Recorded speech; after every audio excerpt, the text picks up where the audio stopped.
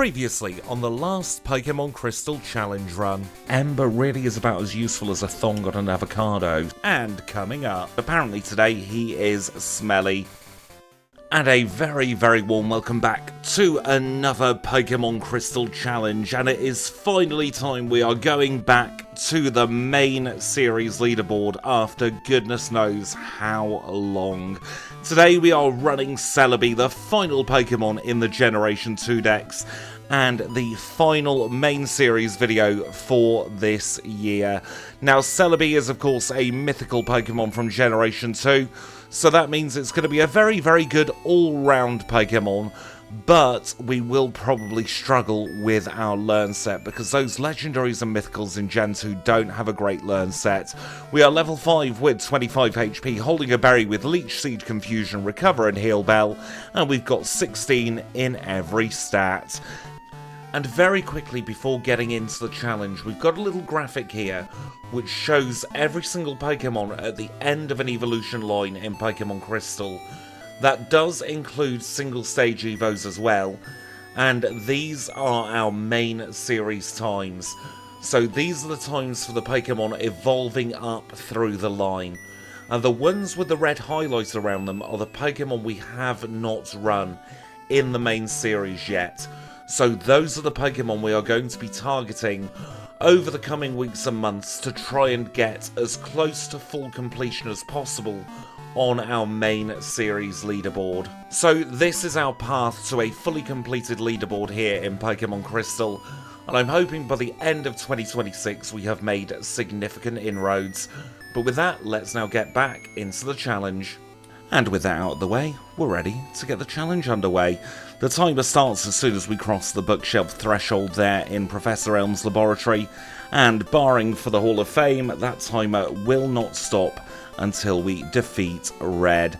Now I do think Celebi is going to be a tricky old challenge, you know, we don't have the best learn set in the world, and we're only going to be learning moves every 10 levels. We get Confusion, and that's pretty much our only stab move we'll be seeing throughout the course of this challenge until we get into Kanto. I've gone for Hidden Power Fire as well on this one. We learn Ancient Power, which I'm hoping will be enough for Lance with a few PP ups, so that does give us an option for Jasmine.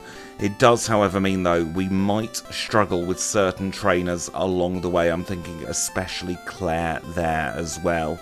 And now thinking of struggles, a lot of the Pokemon we have left to do here on the main series are some of the harder Pokemon.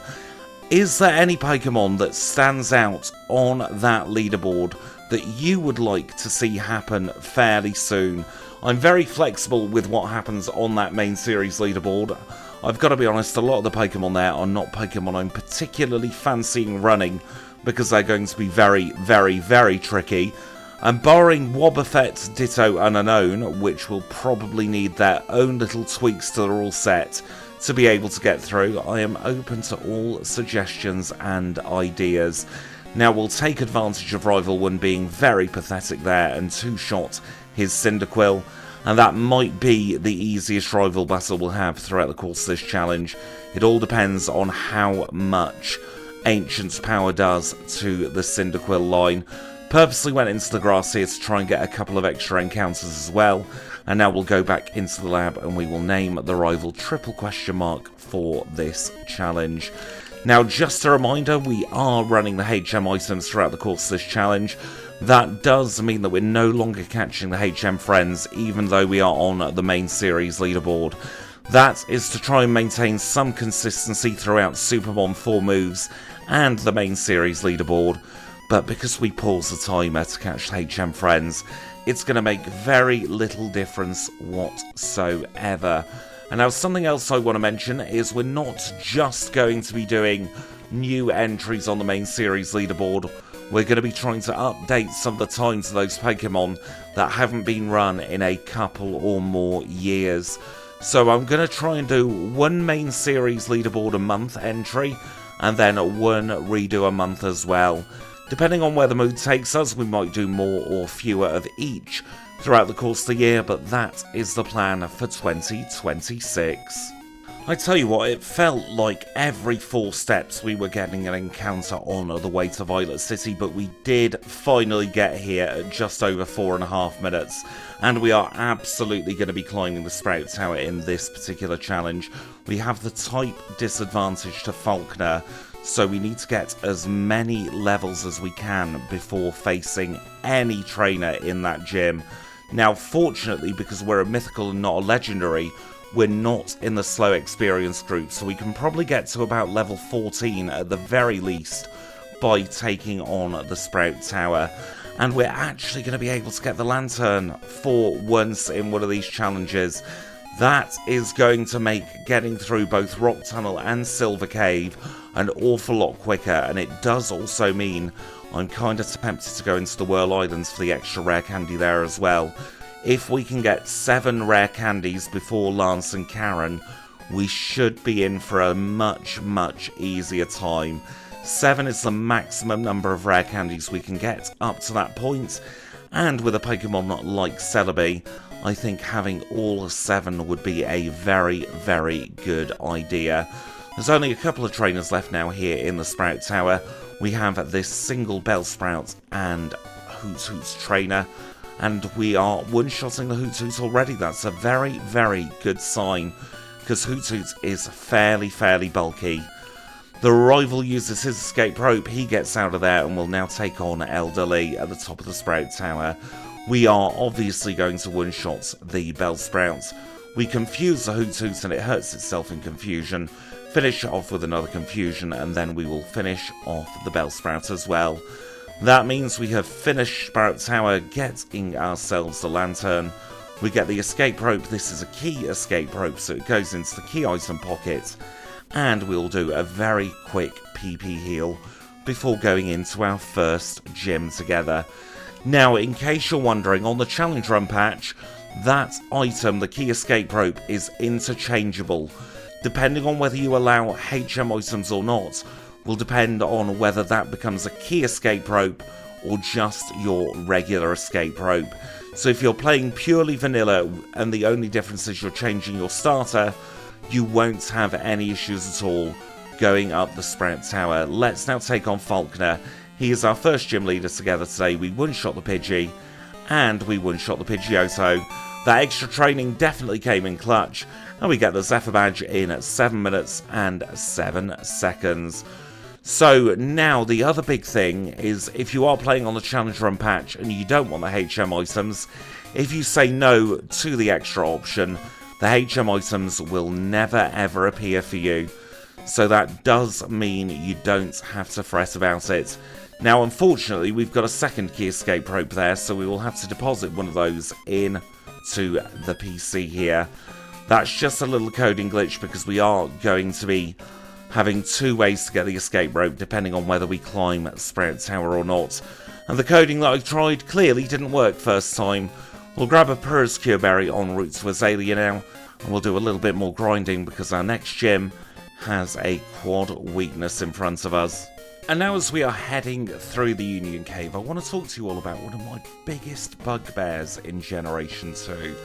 If you take a look at the HM and TM learn set there, you can see that we learn Psych Up, but it is impossible for us to get the Psych Up TM in one of our challenge runs.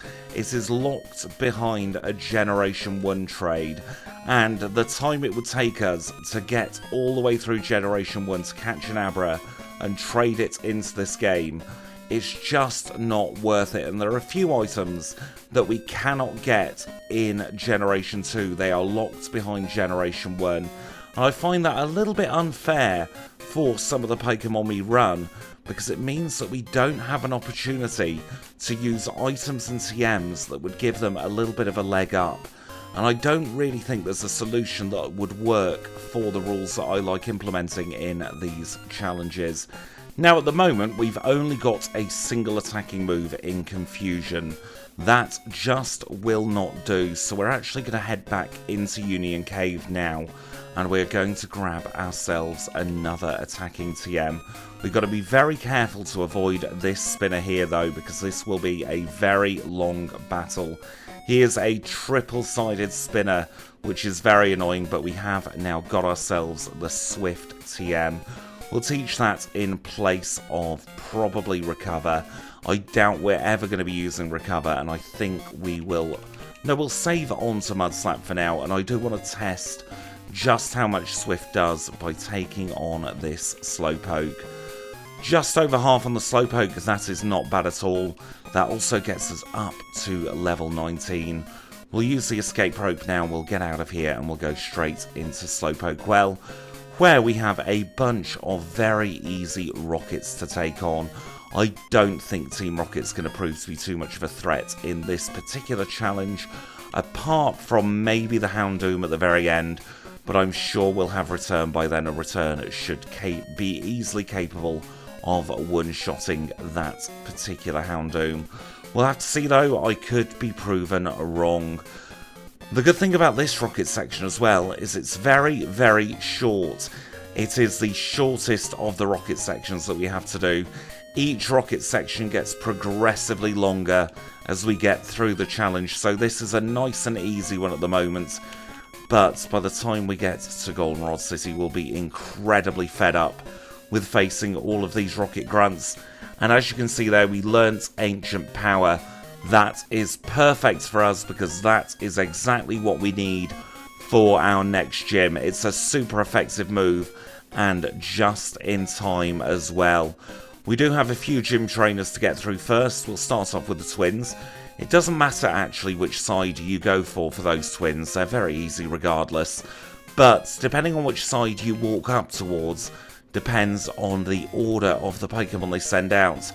That is a lovely little thing that because we don't have double battles in Gen 2, I like that teeny tiny little bit of detail. That's actually what I miss from the newer Pokemon games as well. The old games were full of teeny tiny little details that they didn't have to add in, but they decided to try and make the game that little bit nicer. It's that little bit of polish that I think is missing from the newer Pokemon games. But with that, we have defeated all of the trainers here in Bugsy's gym. This is a gym where we have a quad weakness. Let's take him on. He leads with Metapod, we one-shot with Confusion. Out comes Scyther, we outspeed and we one-shot with Ancient Power. We grow to 22, here comes the Kakuna. There goes the Kakuna. Damageless gym for something we have a 4 times weakness to. I am very, very happy with that. 1337 on the board for the second badge. Let's now move on to arrival number 2. Leads with Ghastly, Confusion's a one-shot. Here comes the Quilava. Ancient Power's a one-shot on that. We grow to 23. Here comes Zubat. There goes Zubat. Nice and easy rival 2. And that means we can start heading towards Goldenrod City. Now, I do apologise if I stumble over my words or make even less sense than normal throughout the next few challenges. The tooth issue is still being dealt with, and I am still on very, very strong pain medication to try and deal with it in the short-term future, but that does mean that my brain is a little bit mushy at the moment. It doesn't seem to be affecting how I'm playing, it just seems to be affecting how I am speaking, so I'll try my best to make sense throughout the course of this challenge, but please do be aware there may be some very odd turns of phrase here and there, a little bit like on the last challenge. I ended up using that for the out of context clip at the start. It's terrible when you make yourself laugh, but I did have a little bit of a chuckle at that turn of phrase. Now we are through the forest and we're making our way into Goldenrod City. There's quite a bit that we have to remember to do here in Goldenrod City, and I'm actually umming and ahhing about forgetting Leech Seed. I'm hoping that we don't need it, and I think Mudslap might be better in its place, you know. Yeah, we'll commit. What's the worst that could happen by not getting Leech Seed on the learn set? I'm sure that won't ever bite us in the bum. Let's get the bike so that we can ride around in double quick time. And now I don't think we're weak to any of Whitney's moves, but I still do want to do a little bit of pre-training beforehand. We'll go into the underground first of all. We will need the coin case regardless so that we can go and grab ourselves the Rentalabra. So it just makes sense to take on these trainers at the same time. This trainer here, Super Nerd Teru, is the reason why I decided to teach Mudslap. Wasn't 100% confident on any of our other moves one-shotting the higher Magnemite that we get here, the level 9, but Mud Slap is a guaranteed one-shot. Let's grab the coin case, and these two trainers should be fairly easy as well. Lickitung is a great Pokemon to face in Generation 2, because it is classed as a fully evolved Pokemon, and then this trainer has some poison types. We've got Confusion, so it should be a pair of one-shots. We are really at the moment trying to build our levels in the early game to try and make the later game slightly easier than it otherwise would be. We're investing a little bit of time now so that we can try and save some time later. We've got ourselves a Rentalabra. That means that we can do our first trip north of Goldenrod. Of course, in Generation 2 you do have to do the double trip up north, which is very, very annoying, but it is something that needs to be done. It does give us a chance to battle a few extra Pokemon before we take on Whitney, although I don't think Whitney's going to be too much of an issue in this particular challenge. We're able to one-shot this Tangela, that's always a very good sign. Here is Floria. She's telling us she's going back to the flower shop now, so we will take advantage of having the Rentalabra and we will follow her in hot pursuit. We'll do a very quick safety heal here now, and we will enter into our third gym together. This is Whitney's normal type gym. She has just a single mandatory trainer to deal with. That is Last Carry. Do we one-shot the Snubbull today? Yes, we do. Very, very good stuff there, and that means we can take Whitney herself on. Third gym leader together today. Normal type specialist leads with Clefairy. We'll fish for an Omni Boost. We didn't get it, and she Sonic Boom does. We grow up to level 27, and out comes the cow. She locks herself into rollout. We two-shot it. That is exactly how we like that battle to go. We get the playing badge in 19 minutes and 2 seconds. We also get a Attract, which will sell for some money later. And now we can get the heck out of here. We'll go next door, have a little chat with Floria and the eavesdropping lady, and then we will go back to the Pokemon Center to do our little pit stop before we make the long journey to Olivine. In case you're not aware, we do completely bypass Ecruteak City on our first run through. We have to go through it, but we are avoiding the Ecruteak Pokemon Center to avoid the Bill cutscene, and we go straight towards Olivine and towards the Lighthouse. The Lighthouse also gives us some glorious levels, which will come in handy for Rival 3, the Kimono Girls, and Morty. And it also gives us a chance to get a Minceberry and a Nugget just before we take them on. Now, there are a few more trainers I want to take on before ascending the Lighthouse, so we'll now skip ahead. And now we have made it into Olivine City. We'll go and get the Burly Man's phone number as well as the Strength HM, and I do want to make a little bit of a clarification with the HM items. Even though we are running the HM items, if our Pokemon learns a HM move, we are still able to teach it. There are 0 restrictions on the main series leaderboard when it comes to learn sets these days. The only semi-restriction is I am going to try and avoid rest and sleep talk at the red fight.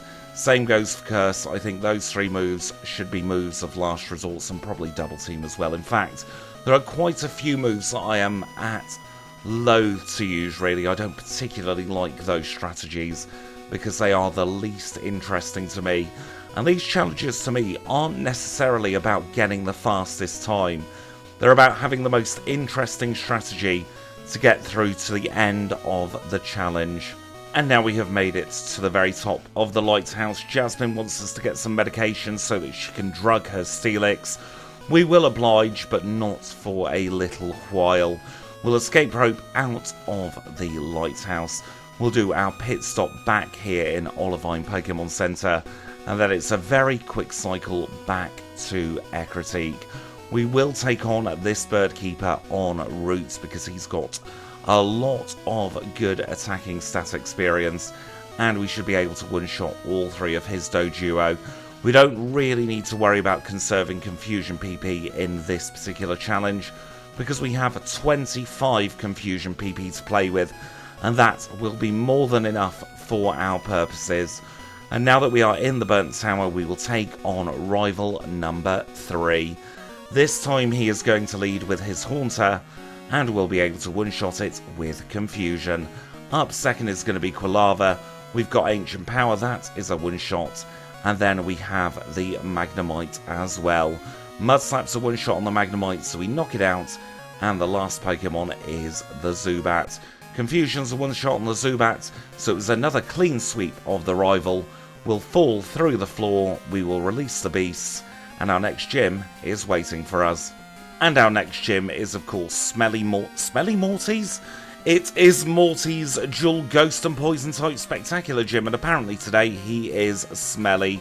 He is, of course, a dual Ghost and Poison type leader, and he's going to lead with Ghastly. Calling him Smelly has made me realise I've not equipped the Minceberry here, so we've got to hope that we are able to one-shot the Gengar, which we are, so we are out of danger. Another clean sweep with Celebi here, and we obtain the Fog Badge in 25 minutes and 48 seconds. I've got to say, considering we've done Sprout Tower in this particular challenge, we are making fantastic time so far. We are well ahead of where we should be for doing Sprout Tower.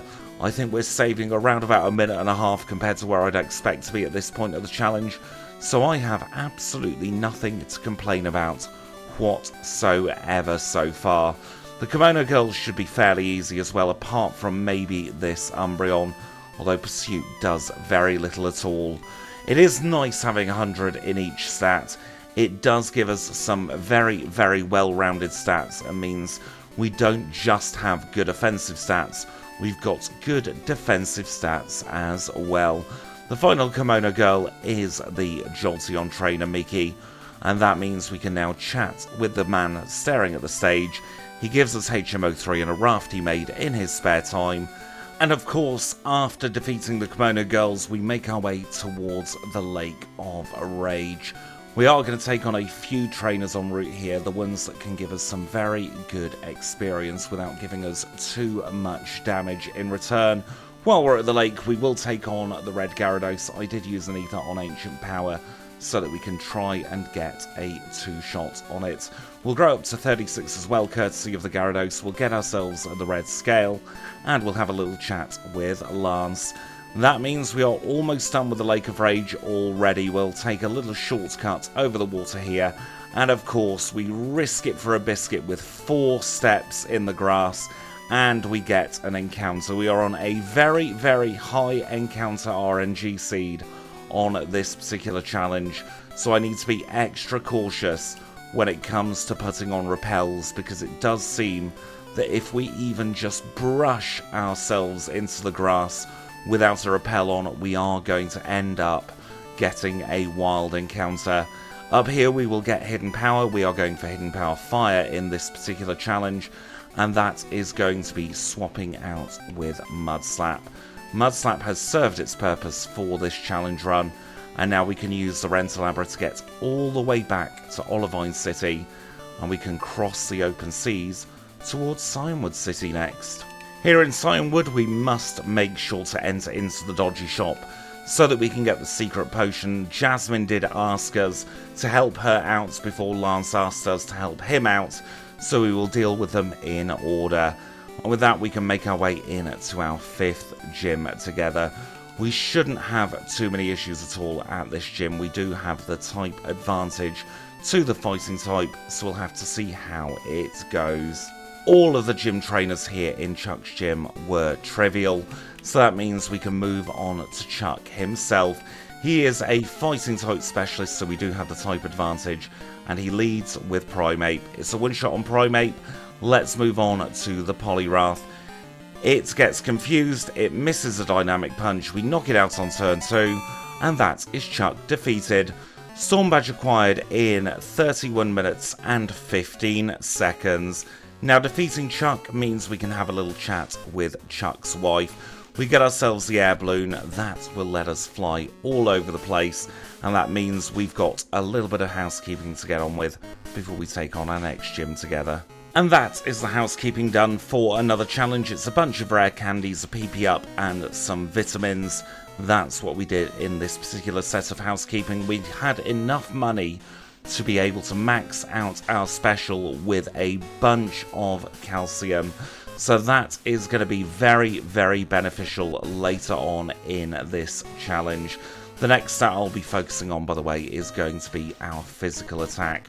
We do get 2 free protein throughout the course of this challenge though, so we only need to buy about 4 or 5. So let's now take on Jasmine. She is our 6th gym leader together today. A steel type specialist, leads with Magnemite. So one shot on the Magnemite. Here comes the Steelix. It's not quite a one shot, but she is healing looping, and that will mean we can move on to the second Magnemite. Another one shot knocks it out, and we defeat Jasmine in a time of 33 minutes and 48 seconds. Let's get out of here and get ourselves back to Mahogany Town, where we have the rockets to deal with. I'm not going to make you sit through them though. Let's skip ahead to the end. And that's the Mahogany Underground dealt with for another challenge run. Lance gives us the Whirlpool HM as well as the Bath Plug, and that means we can get ourselves out of here and we can make our way in to the next gym together. I am going to do a very quick pit stop to replenish our power points before going into the gym. And now this is another gym where we have the type disadvantage, unfortunately, so we've got to hope that we get fairly lucky in here. We should be fine against Border Douglas and his Shelder and Cloister line, and we can move on to Price. Price is our 7th gym leader together today. He is an Ice type specialist and he leads with Seal. We're going to use Swift against the Seal. We'll knock it out in 1. That brings us on to the Dugong. We'll use an Ancient Power. Aurora Beam hits and has dropped our attack, which is very, very mean. However, we are using Hidden Power Fire against the Piloswine. There we go. We did take a little bit of damage from Price, which is better than he does in most challenges, but we got through on our first attempt, and we get the dreaded phone call from Professor Elm. As always, we're going to ignore it at the moment, and we're going to start making our way towards Blackthorn City before we even consider taking on the rockets in Goldenrod. And now going through the ice path today, we don't need the Nevermelt Ice, but we will still take the shortcut. The items we do want though are the Rest TM so that we can sell it for a little bit of money later. We also want the iron, we want the PP up, and we will want the protein as well. The ice path really is a very fortuitous place for items. There seems to be a lot of clumsy trainers on that ice. Here in Blackthorn we're going to buy our 12 max repels for the latter half of this challenge, and then we'll go and grab this elixir. We'll be very careful to try and avoid this trainer. We almost got past her that time, but I stopped right in front of her. We need to go down here to grab the extra PP up, and then we have the extra Periscure Berry as well, because I have a feeling that we're going to need 1 for Lance and 1 for Claire. With all the items we have picked up though, we can now go back to Goldenrod City. We're going to use the 2 PP ups on Ancient Power to get that to maximum PP, and we'll also use the vitamins that we have. And now with about half of the rockets already defeated, we can go into the underground of Goldenrod and take on the 4th and penultimate rival battle. This time he is going to lead with Sneasel, and we don't mind that because he's going to lead with Golbat rather. Sneasel's rival 5, goodness me.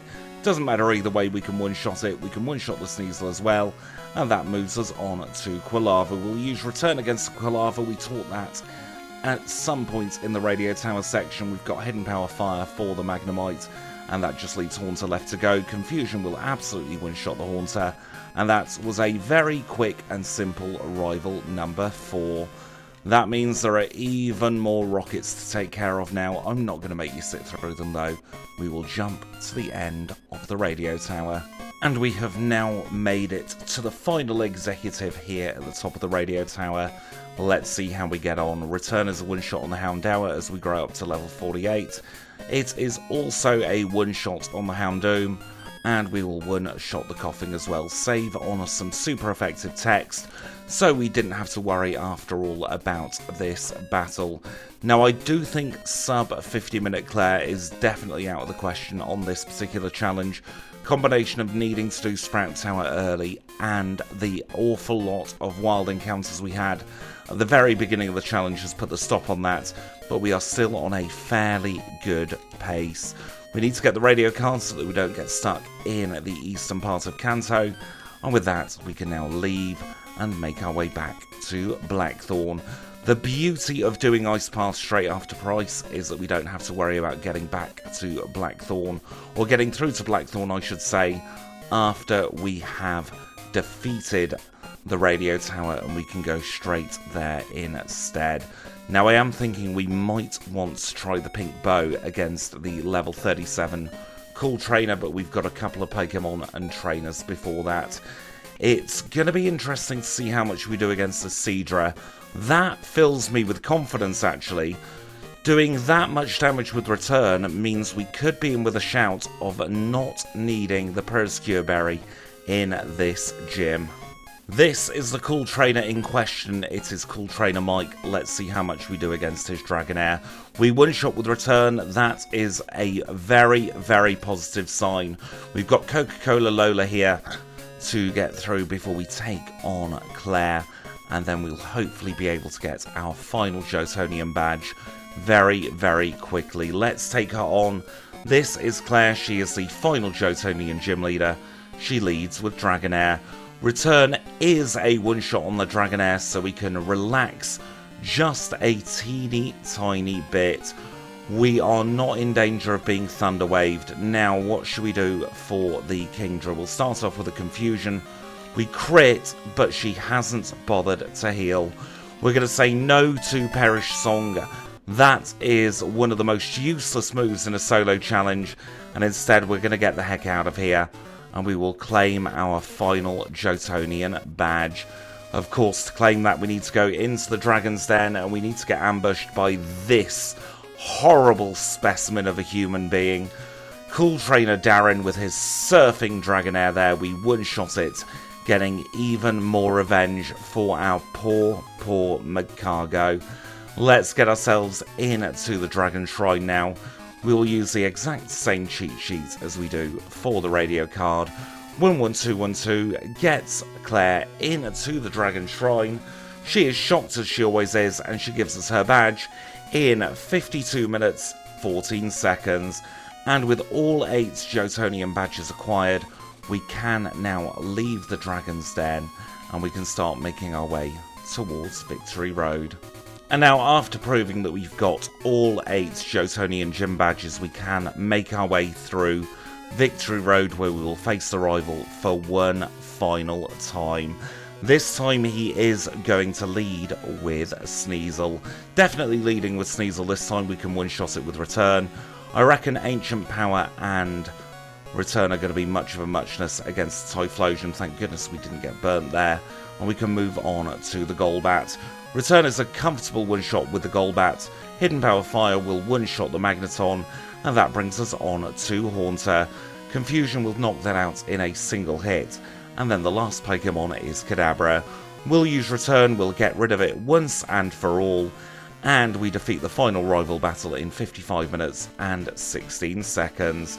With that, we'll do a little heal here at the Pokemon Center here at the Pokemon League.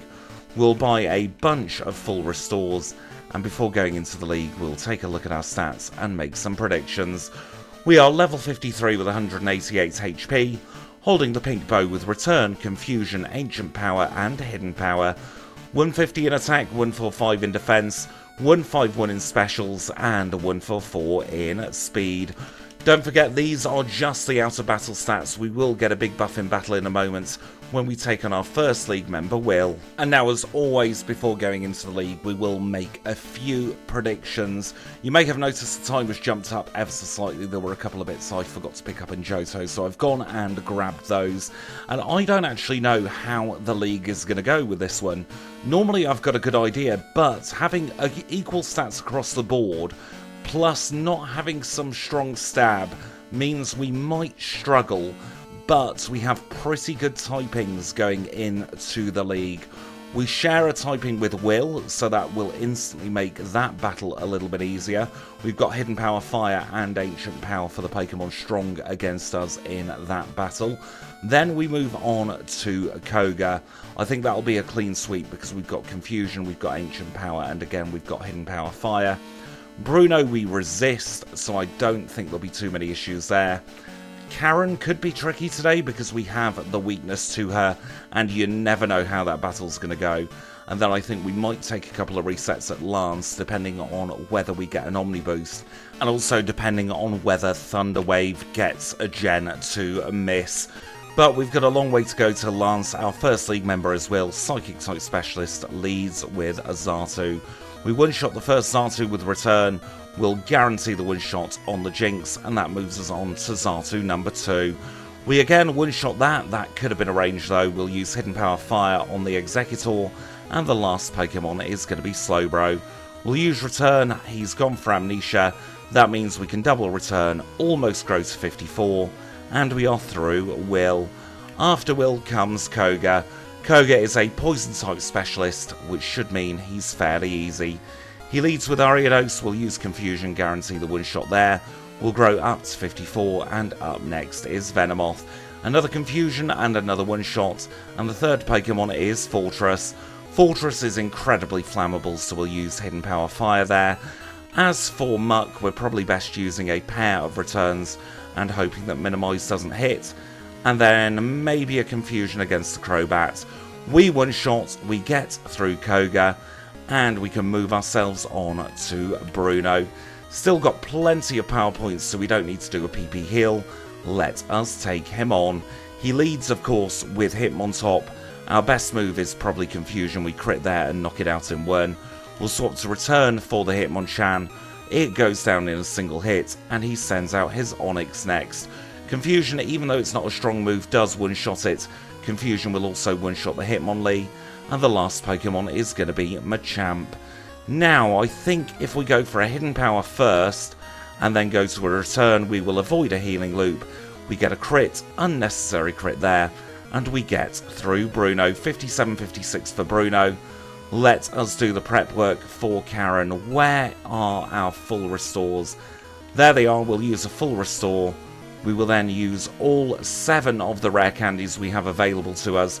We are going as over-leveled as we possibly can. We will hold on to the Bitterberry, and then we will also use the HP up. That's as much prep work as we can do for Karen. Let's now take her on. She is our final league member and leads with Umbreon. We're going to fish for an Omni Boost against the Umbreon. We don't get it, and we have been sand attacked, so that really wasn't a great start to the battle. We can use Return against the Murkrow and knock it out in one. And the next Pokemon is Houndoom. Return connects, so that's one of the dangerous Pokemon gone. We'll use Confusion against the Vileplume as she gets the Gen 2 miss. She locks into Stun Spore, and now as long as we don't get Destiny Bonded, we have the win. She's swearing at us, and we've missed twice. She's using Lick. We've missed 3 times. Another Lick. There we go. Gengar is down. The RNG finally worked in our favour, but I think those 3 missing turns might have put the stop on getting a sub-hour league.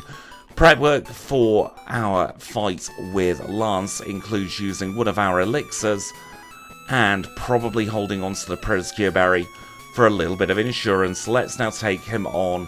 Lance is the liar with the Flyers, the champion of the Johto region, and he leads with Gyarados. We'll try an Ancient Power, fish for an Omni Boost, and we get it. Perfect. Return the Gyarados, get rid of it. Next up is going to be the first Dragonite. We one-shot it, we grow up to 63. Here comes Aerodactyl, we'll use Ancient Power, and that should go down in one shot. Charizard is next, we'll use Return, I don't think we need to use an Ancient Power there. And that brings us to the final 2 Dragonite. Ancient Power is going to be the order of the day on the level 50. We get the one-shot, and we will comfortably one-shot the last Dragonite as well. Nice, nice, nice. That was a very smooth league. We get through the Pokemon League with 0 resets on the board. That is a very good result for our Celebi. That does mean we can now have a look at our final Hall of Fame time, and it is 1 hour and 25 seconds. Let's now take a look at the midpoint leaderboards. And that time of 1 hour and 10 seconds puts us in 11th place on our main series midpoint leaderboard. And we are in 60th place overall for the midpoint leaderboards.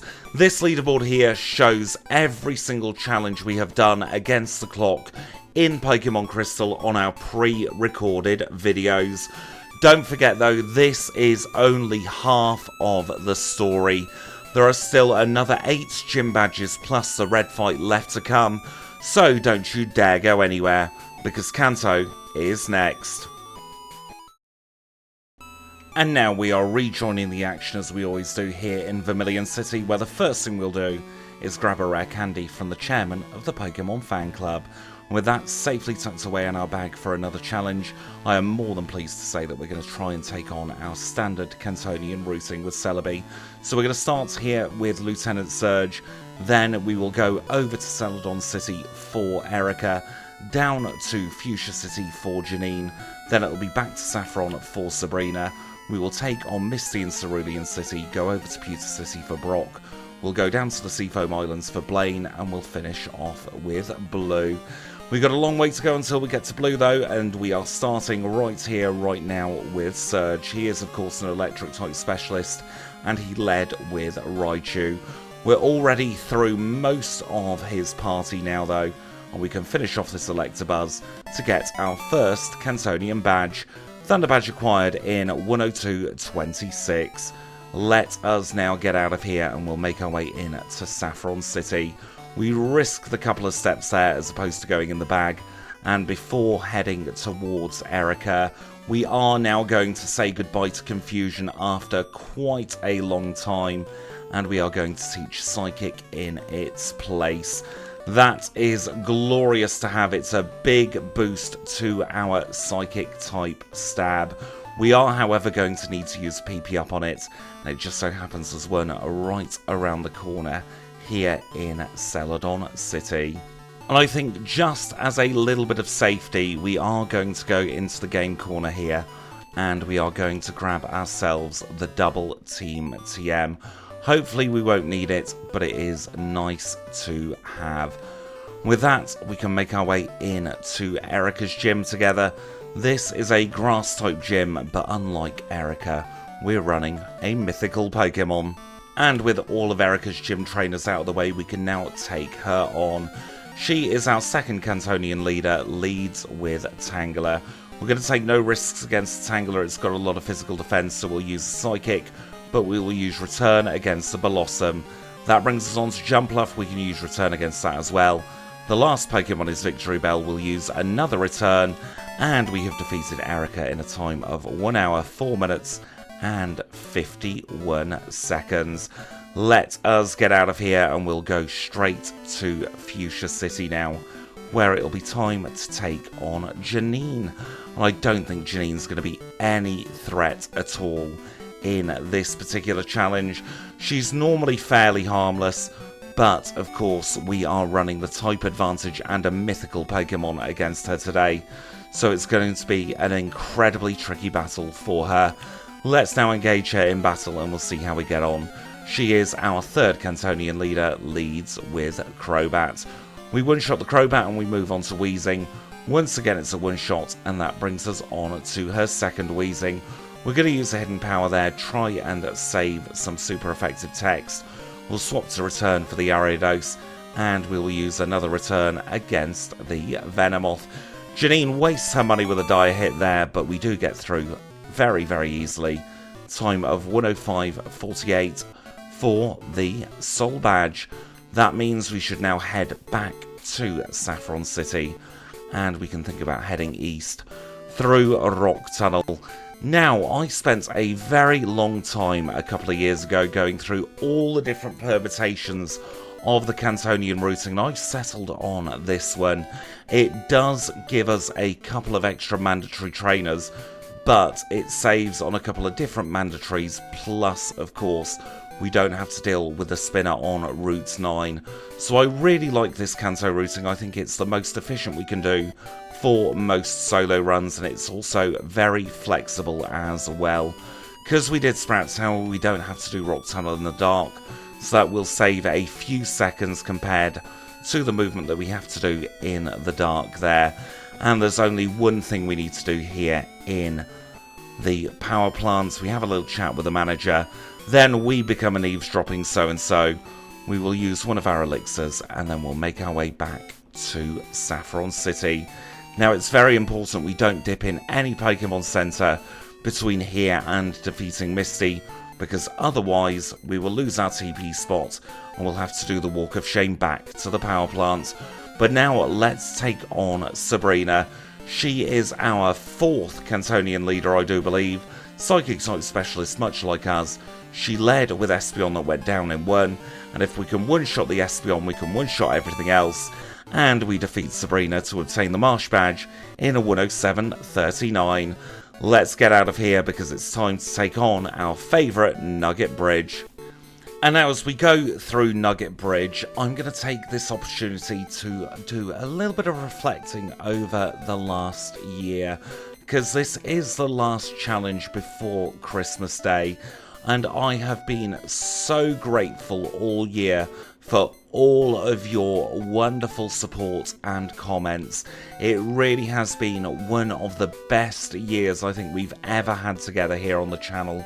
Even though we had a couple of lulls, even though we had that incredibly long period where I was very unsettled and didn't know what we wanted to do with the channel, I think the community we have built up is one of the best. In fact, no, it is the best community I could ever have wished for when creating a YouTube channel. I really do appreciate each and every one of you, from your likes to your watches to your comments, especially to the HM friends, especially to the patrons. Thank you to each and every one of you. You are all what makes this channel. I might be the person pressing the buttons and editing the videos, but these videos would not be possible without all of you supporting the channel. So from the very, very bottom of me, I will say thank you so much for everything this year, and I really hope that it continues into the next year as well. Let us now get back to Cerulean City though, where we have another gym leader to take on. It is of course Misty in her water type gym, and we'll see how we get on. She leads with Golduck, we knock it out in 1, and we move on to Lapras. I reckon Psychic's going to be the best chance of knocking it out in 1, just like that. We'll swap back to Return for the Starmie, and that brings us on to Quagsire. We can one-shot the Quagsire with Return as well, and we have defeated Misty to obtain the Cascade Badge in 1 hour 10 minutes and 7 seconds. That means we can get back to the power plants via Route 10's Pokemon Center. We'll do a quick PP heal en route, and we will return the machine part to the power plant owner, and he'll be very, very happy with us. And that just includes a little bit of a surf down here. And I'm fairly certain in Generation 1 there's a glitch you can do down there, but I don't think it's in Generation 2, so we don't need to worry about it. We get Zap Cannon, one of my favourite moves, but unfortunately we can't learn it on this challenge. So now we will go straight over to Lavender Town, where we will get our reward from the director of Lavender's Radio Tower, the X-Pen card, and of course the X-Pen card lets us get to the eastern half of Johto. We get to that via this pesky Snorlax who gets stuck in our way every single challenge, and I don't think we are even going to attempt to take it on in this particular challenge. Instead, we'll cycle through Diglett's path, and then we will bypass 3 Drill because we are against the clock, and we are now in Pewter City. In Pewter City, there's only one thing to do, and that is take on Brock. He has 1 gym trainer guarding him, a very simple battle with a single Sand Slash, and now we are on to Brock himself. He is a Rock-type specialist, leads with Graveler. Graveler goes down in 1 as we grow up to 68, and there's no need to teach Giga Drain here. Psychic will do just the trick against all of his Pokemon. We are in a position where he is 4 times weak to grass on everything, but he also has very little special defense. That means we can obtain the Boulder Badge in 1:11:57, and now we can get out of here, and we can go to the final couple of gyms. So that involves a quick cycle down through Viridian Hedge Maze and Route 1. We will then have a little chat with Blue here on Cinnabar Island. We'll pick up the rare candy that has somehow miraculously been formed by the volcano here, and then we can head over to the Seafoam Islands, where it is going to be time for Blaine. Now, Blaine does have the type advantage against us, but we have ancient power, so I'm hoping if we need it in a pinch, we'll have something super effective for his Pokemon. We're going to try with Psychic, though. I think Psychic will be strong enough to take care of all of Blaine's Pokemon. We get through very, very easily there. Volcano Badge in 1:13:08. And with that, we can make it back to Viridian City. We'll do a very quick heal for PP purposes, and we'll make our way in to our final gym together, where Blue is waiting for us. For the Blue battle, I have swapped to the leftovers just in case we get hit very hard by the Arcanine, and he does lead with Pidgeot. I'm going to try and fish for an Omni Boost against the Pidgeot, see if it happens. It doesn't, but Wing Attack barely tickles us. We'll finish it off with a return, and Executor is out second. Goodness me, I wasn't expecting that. We'll use Hidden Power Fire. It's taking in Sunlight, that's fine by us, and we knock it out in 2. Here comes the Arcanine, and misclicked there and ended up using Hidden Power. Didn't get burnt by Flamethrower, and we can finish it off with a Psychic. That's the big threat of this battle dealt with. That means we can relax a little bit now as we can passively regain some HP against the rest of his Pokemon. Ancient Power does a lot of damage against the Gyarados, gets him into Healing Loop range, and now we critical hit to knock it out. The final Pokemon is Rhydon. We can use Psychic here, we can one-shot it, and we have defeated Blue in a time of 1 hour, 14 minutes, and 28 seconds. And that's it. We've got all of our badges. That means we can now go over to Professor Oak's lab here in Pallet Town. He will unlock Silver Cave, and that is, of course, the final destination for this challenge. Professor Oak cannot let us go into Silver Cave, though, without having a little whinge about the fact that we don't really care about the Pokédex. But we are against the clock, mate. There's not much we can do. We've got past the most difficult ledge in the challenge now, and there is only one more item we're going to pick up. We want to pick up the final rare candy, so we'll dip our head into the Pokemon Center there. We use a Super Repel on purpose. That should wear out just about here, and that means we can equip a Max Repel and use our rare candies all at the same time. Now, we don't have to worry at all about Red's Pikachu in this one. We will outspeed, and I am fairly certain as well that we will one-shot the Pikachu. Let's use a Max Elixir here, actually, and make sure we have our Repel equipped. And with that, we'll teleport back, and we'll cycle through Silver Cave. Because we have the Lantern, we don't need to do it in the dark, and that should make the movement an awful lot quicker and easier. It's amazing how quickly you get used to the movement in the dark once you've learnt it. And now we can park ourselves in front of Red and prepare to battle him. Just before taking on Red, actually, I think we are going to sack Hidden Power Fire. We don't need Hidden Power Fire at this point because we've got Psychic for the Venusaur, and I think Giga Drain might come in very useful. Let's now engage him in battle, though, and we'll see how we go. He leads with Pikachu. Like we thought, we can one-shot the Pikachu and not have to worry about it. Charizard is next, and we've got Ancient Power. It's quad super effective, and it goes down in 1. Espeon is third. We'll use Return against the Espeon. Reflect goes up, which is a little bit pesky, but there's not much we can do there. Here comes the Snorlax. I reckon Psychic and Hope for the best.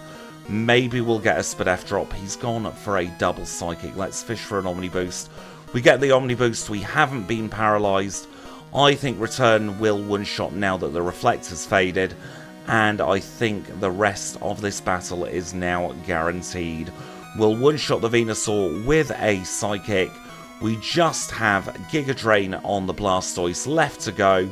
We range it, but he's going for Rain Dance. It's all over for red now, and we defeat him in a time of 1 hour, 16 minutes, and 54 seconds. It might not have been the fastest challenge run in the world, but we have another resetless challenge, and we had a very quick Kanto section with CELEBI.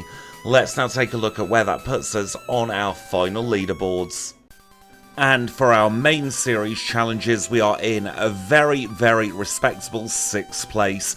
We have broken into the top 10 with our first video returning in to the main series, so CELEBI can definitely be very, very proud of that. I'm hoping at some point in the next year I'm able to break the 110 barrier in this series, but it will take a lot of trial and error. The main series is the hardest series to get those faster times, but now let's look at the overall leaderboard. And now for our overall leaderboard, we are in 48th place, so we gained 12 places through the Kanto section. That was a very, very good Kanto section indeed. Now, as the rest of the leaderboard plays out in the background, I'm going to say thank you all so much for watching, because with this one, we are done. So I really hope you've enjoyed yourself. If you have, make sure to leave a like. If you want to see more challenges just like this, click the subscribe button. If you've got any feedback, leave it in the comments down below. If you want to see the videos that little bit early, you can always join the channel membership and become a HM friend. But until next time, when we're going to do another fun challenge run, I'll say thank you all so much for watching once again. It's been an absolute pleasure on this Christmas Eve challenge, and I will catch you all very, very soon.